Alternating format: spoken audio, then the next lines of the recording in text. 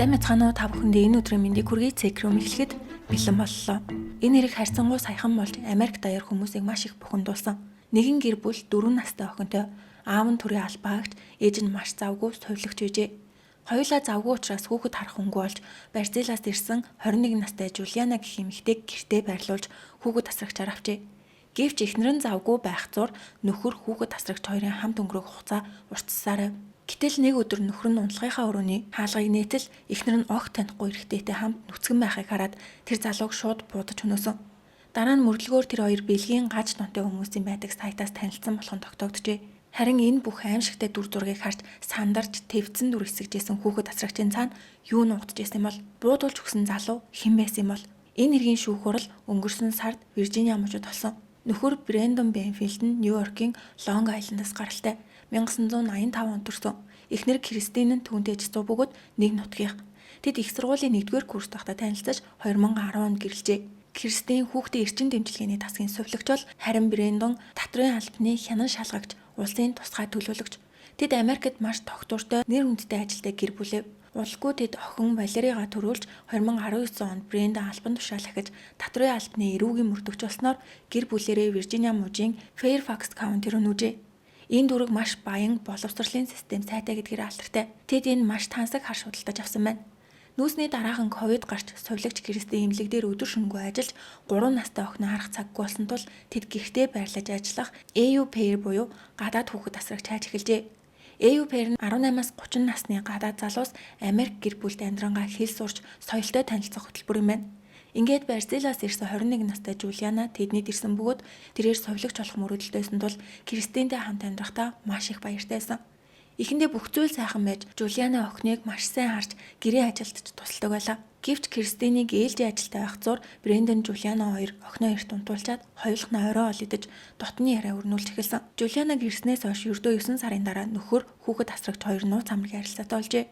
Брэндний эснэр нэг орой түүнийг унтлагын өрөө рүүгээ ороход Жулиана араас нь дагаж ороод хувцас тайлсан гэдэг. Үүнээс хойш тэд эхнэрийг нь байхгүйд гэрээ өнцөг булан бүрт бүр гэртээ байхад нь араар нь гар араасаа барьж дотно байдаг болсон. Брэндон Жулианаг үнтэй ресторанд оруулж үнтэй бэлэг авч өгч бүр хамтдаа вананд тусанд ордог болов. Жулиана инстаграмда өөрөөсөө 17 насаарах Америк найз залуутай боллоо. Намайг гүнжгэл халамжилдаг гэж вананд нүцгэн авахулсан зураг, Брэндний гар гуян дээр нь байгаа зураг зэргийг Брэндний нүрийг стикерээр хааж тавьж эхэлсэн бөгөөд сүүлдээ бүр нүрийг нь ч нухаа болжээ. 2022 оны 10 сард Брэндон эхнэрээ хамгийн завгүй байх үед охиноо дагуулад Нью-Йорк руу аялаад ирэй гэж хэлсэн. Кристин ажилдаа дарагдаад явж чадаагүй тул Брэндон, Жулиана, охин Валери 3 Кристинийг үлдээгээд аялалд гарчээ. Тэд Нью-Йоркт яг л жинхэнэ гэр бүл шиг байж Жулиана эхнэрийнхэн дүр тогложээ. Энэ аяллаа үеэр Брэндон Жулианад би чамд үнэхээр их хайртай. Чамтай гэрэлмээр. Хоёулаа шинэ амьдрал эхлүүлж охин Валеригаа өөрсдийн хүүхэд өгсгий. Бас дундаасаа нэг хүүхэдтэй олъё гэдэг.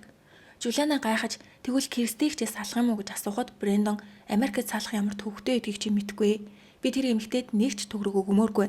Бас тэр Валерийг аавна гэж дайрах нь тодорхой. Би охиндоо тэтгэмж өгөөд явуулж хизээж чадахгүй. Салдаас илүү алсан дээр тэр нь хамаагүй амар гэжээ. Энгийн хүн бол ямар солиотой амьтан бэ? Дараагийн байнд би ч яж болох юм байна гэж бодоод зүхтах байсан ч Жулиана чиний л ихнэр болж ивэл алнуу салнуу надад хамаагүй. Хүү төрүүл Руби, охин төрүүл Хлоя гэж нэрлэгээд хамтдаа эхнэрээ алах төлөвлөгөөг зочид буудалд ярилцжээ. Аяллаас ирмэгцээ Брэндон гар буудалдаж аваад Жулианаг буудлагын талбай дагуулж очиод яаж цэнэглэх буудлагыг зааж өгсөн. Брэндон өөрөө мөрдөгч учраас маш нарийн төлөвлөгөө боловсруулжээ. Тэд Кристиний зөөврийн компьютерыг ашиглан BDSM буюу бэлгийн гаж туршилтай хүмүүсийн сайт руу Анастасия Юс гэх нэрээр бүртгүүлж Кристиний зөвшөөрөлгүйгээр түүний усны хувцастай зургийг нь тавьж олон залуустай зөв бусаар харилцаж эхэлсэн. Брэндон Кристинийг ажилдаа байх үед биш харин заавал гэртээ унтж явах юм уу галт тогоондоо байх үед нь тэр сайтад нэвтэрдэг. Дараа нь цагдаа нар шалгахад Кристиний байсан газрын IP аягийг тааруулахын тулд имзүүлсэн. Кристин нөхөртөө итгэдэг байсан болохоор утасныхаа нууц кодыг хүртэл хэлсэн байжээ. Энэ төлөвлөгөөнд 39 настай Жозеф Рейн гэх залуу өгөөшөлсөн. Жозеф өндөр настай өвөг асардаг, амьтанд хайртай, нийгмийн идэвхтэй тэрээр BDSM сонирхдог гэдгээ нуудгүй. Жулиана Кристиний дүрээр түүнтэй утсаар ярьж итгэлийг нь олсны дараа 2023 оны 2 сарын 24-ний өглөөний 7:30-д уулзгаар тохирчээ. Төлөвлөгөө нь маш аимшигтай. Би өглөө хаалгаа нээлттэй үлдээ. Чи шууд 2 давхрын унтлагын өрөөнд ороод ирээрэй. Би унтчихаа дүр эсгэх болохоор намайг шууд хүлж хутгаар тоглож эхлээрэй.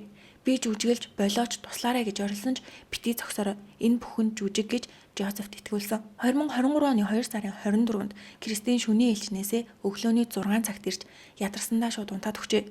Брэндон би хуралтай гэд 7 цагт Жули охиныг амьтны үрээлэн рүү дагуулж явна гэд 7:20 гэрээсээ гарцгаав. Яг 7:30-д Жозеф Рейн ярьснараа ямар ч цаадгүй гэрт орсон.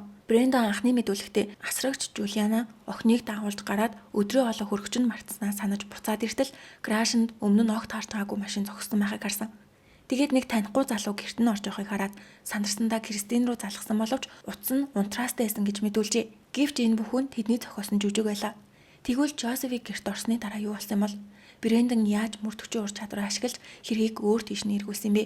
Барзил хүүхэд асрагч Жулиана 911 руу залгахын оронд өөрийн нууц амраг Кристиний нөхөр Брэндон руу залгажээ. Өглөөний 7:30-д хуралтай гэжсэн нөхөр нь гэрээсээ ирдөө 5 минутын зайд байрлах Макдоналдсын зогсоол дээр жигнэмиг идэж суужээ. Тэрээр Жулианагийн дуудлагыг амгацаа гэртээ ирж Жулиана олон охин Валеригаа дагуулan гэрийнхээ зойроор дамжин нууцаар нэвтэрсэн. Брэндон Жулианад надтай хамт дээшээ гарч нөгөө үнийг барья гэж хэлээд 4 настай охиноо зойрын давхар ганцаарнг нь үлдээв. Сонин нь Брэндон цагдаад мэдэгдээгүй.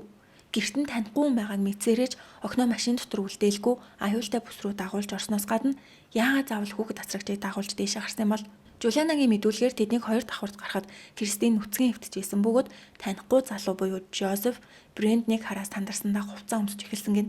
Харин Брэндний хэлснээр Жозефийн гарт утга байсан бөгөөд хутгаа хай гэж шаардахад Кристинийг хүзүү цээж рүү олон удаа утгалах үед Брэндон альпны буугаараа Жозефийн толгой руу буудсан боловч үхээгүй учраас Жулианаг угаалгын өрөөний сейфнээс өөр буу авчираад бууд гэж тушаасан байна. Ингээд Жулиана Жозефийн цээж рүү ойрын занаас буудснаар амиа алджээ. Брэндон өглөөний 8 цаг өнгөрч явахад 911 руу залгаж манай гэрт танихгүй хүн орж ирээд эхнэрийн маань хутгалчлаа.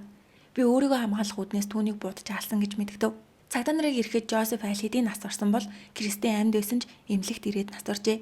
Энэ үе Жулиана амьсгаатад юу болоод байгааг огт мэдэхгүй байгаа мэт жүжиглдэг. Харин Брэндон эмнэлэгт байгаа эхнэрийнхээ төлөө санаа зовхын оронд би очиод эхнэрээ харж болох уу гэж эргэлзэж асуусан нь маш сэжигтэй. Хамгийн аимшигтай нь хэрэг гарсан өдрийн орой тэднийг цочод буудалд байх үед охин Валери ээжигээ асууж ярмаар байна гэхэд Жулиана чиний ээж байхгүй болсон. Одооноос эхлээд би чиний ээж, намайг ээжээ гэж дууд гэж хэлсэн байна. Цагдаа нар Кристиний компьютероос BDSM сайтын чатуудыг олж Кристинийг өөрөө Жозефиг өрсөн баримтуудыг олж харлаа. Брэндон ч эхнэр маань өмнө нь олон удаа араар минь тавьж исэн гэдэг. Гэвч Кристиний гэр бүлийнхэн тэр араар тавьдаг хүмүүсийг там руу явах ёстой новшнууд гэж үзээ яддаг. Тим зүйл хийх хүн биш гэцгээдэг. Удалгүй нэг гинтийн мэдээ ирсэн нь Дженнифер гэх эмэгтэй цагдаа руу залгаж би Брэндонтэй BDSM сайтаар танилцчихсан. Кристинийг эмнэлэгт ажилтай байх үед Брэндон намайг гэртээ байнга дуудаж дотны харьцаанд ордог байсан.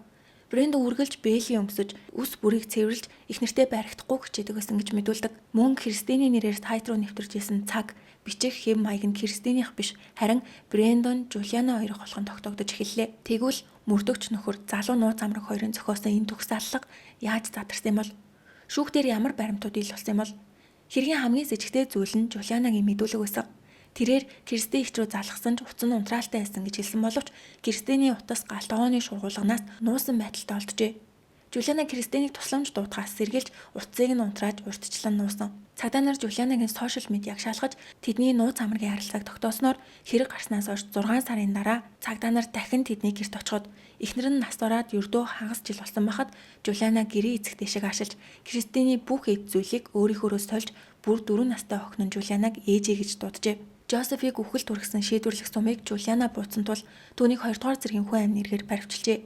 Жулиана эхэндээ аргагүй хамгаалалт гэж зүтгэж Брэндонтэй шоронгоос хайрын цагтл солилцожсэн ч Америкийн хатуу чанга шоронд насаараа хоригдохоос айсандаа гэргээ үлээж ялан өнгөлүүлэх гэрээ байгуулсан. Жулианагийн мэдүүлснээр тэд BDSM сайтаас золиос олох эрхтэйг удаан хайсан гин. Хэрэг гардаг өдөр Брэндон бууга Жулианагийн халаас нь хийж өгөөд өөрөө гадаа үлээжсэн бөгөөд Жозефийг гэрт орсны дараа тэд араас нь орж унтлагын өрөөний хаалгыг нээхэд Кристин танихгүй эрхтэй хараад үхтлээ айсан байдалтай. Брэндон ямар ч анхааруулгагүйгээр Жозефийн толгороо шууд буутсан. Кристин магадгүй нөхөр маань намайг аварлаа гэж утсан баг. Гэтэл Брэндон газар унсан хутгыг авч 20 жил хайсан эхнэрийнхээ хүзүү цээж рүү галзуу мэт хутгалж эхэлжээ. Кристин Жулиана гуй 911 руу залгаач гэж амь тавин гуйснаар 911 руу залгасан боловч Брэндон тасал гэж тушаахад шууд тасалсан байна. Кристин сүлдээ би аль хэдийнэ хитрхийг цус алдчихлаа. Үхэх нь тодорхой болохоор одоо болиож битгий хутгал гэж гуйсараагаад амьсгал ураажээ. Брэндон Жулианаг хамсаатан болгохын тулд одоо чи дуусах гэж тушааснаар газар явуулж хөвцөн Жозефийн цээж рүү Жулианаас сүүлчийн сумыг зоосон байна. Өнгөрсөн сард болсон шүүх хурал дээр шүүгч Жулианад 10 жилийн хорхол, дээр нь 2 жилийн тэнцэн аргалзах ялаа нуусан. Прокурор түүнийг хэрэгээ үлээсэн тул барьцаал руу албатан гаргах санал тавьсан ч шүүгч татгалцсан. Үндслэл нь хорхогчийг огт өрөвдөж гэмсэн шинжгүй байгаа. Хэргийг маш нарийн төлөвлөж Жозефийг урагтаж авчирсан. Эхнэрийг нь алагдахыг мэдсээрэж 4 настай охиныг нь дагуулж гэрт орсон. Кристинийг тусламж гуйж залгахад уцаа шууд тасалсан. Жозефийг газар явуулж явахад нь зүрх рүү тулгаж буутсан. Брэндийг эхнэрээ хутгалж байхад зүгээр л хараа зогсож байсан. Мөн хэрэг гарснаас хойш 15 минут хүлээж 911 руу залгасан. Жозефийг хүчирхийлэгч алуурчин гэж 1.5 жилийн турш гүтгэж худал мэдүүлэг өгсөн.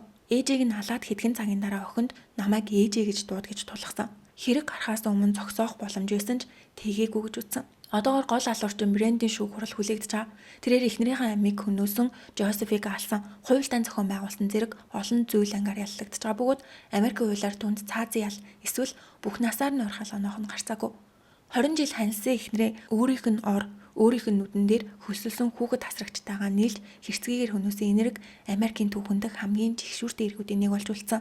Шүүгч Жулианаг яллахдаа та энэ амьдралдаа шорон торогдож насан туршдаа гимшихээс өөр юу ч хүртэх эрхгүй юм гэж хэлээд хуулийн дээд хэмжээ болох 10 жилийн ялыг оноожээ. Жулиана 10 жилийн дараа ялаа эдэлж дуусаад шууд барьцаал руу албатан буцаар болсон. Америкт амьдарч үзэхээр ирсэн 21 настай охин залуу настай Америкийн шорон өнгөрөхөр болжээ. Нөгөө талд гол эрхтэн Брэндон 3-7 хоног үргэлжилсэн шүүх хурлын эцэст 2 удаагийн хүндрүүлсэн аллага, хүүхдийн амь насыг эрсдэлд оруулсан, гал зэвсэг хууль бусаар ашигласан зэрэг зүйл ангаар гин буруутай тогтоогдсон. Түүний ял оноох шүүх хурал 2026 оны 5 сарын 8-нд товлогдсон бөгөөд тэнцэнээс суллагдах боломжгүйгээр бүх насаараа орогдох ял авах нь бараг тодорхой болоод байна. Энэ эргийн хамгийн том хохирогч Кристин хүүхдийн эрчим тэмцэлгээний тасагт насан туршдаа ажиллаж олон 100 хүүхдийн амь насыг аварсан баатарлаг ээж совилогч байсан тэрээр ердөө 37 наснда хамгийн итгэжсэн хүмүүсийнхаа гарт амиа алдсан. Хоёр дахь хохирогч Жозеф 39 настай гудамжны нохтыг асарч хүүхдүүдэд үн төлбөргүй боловсрол олгодог гэсэн тусч нэгэн байв. Тэрээр хин нэгнээс цохор хүсэл тачаалын золиос болон амиа алджээ. Хамгийн харамсалтай нь энэ шүүх хурал болохоос өмнөх 1.5 жилийн хугацаанд цахим орчинд хүмүүс Кристинийг нууц амьдралтай байсан болохоор үххэн зөв.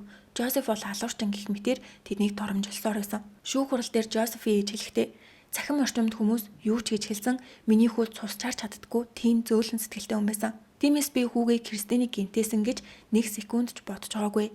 Энэ шүүгийн шийдвэр миний хүүг эргүүлэн авчирч чадахгүй ч үн цэнтэй хүн байсан гэдгийг хизээч ингэж хаягдах ёсгүй нэгэн байсныг дэлхий дахинд баталж өглөө гэдэг. Ямар ч тач хэрэгтнүүд хийсээр хэрэгээ хүлээж буруутай нь тогтоогдсон байна. Өнөөдрийн бичлэг маань энэ үрээд дууслаа. Сувгтаа лайк болон subscribe дарахаа бити мартаарай. Дараагийн бичлэгээрээ уулзтлаа. Түр баяртай.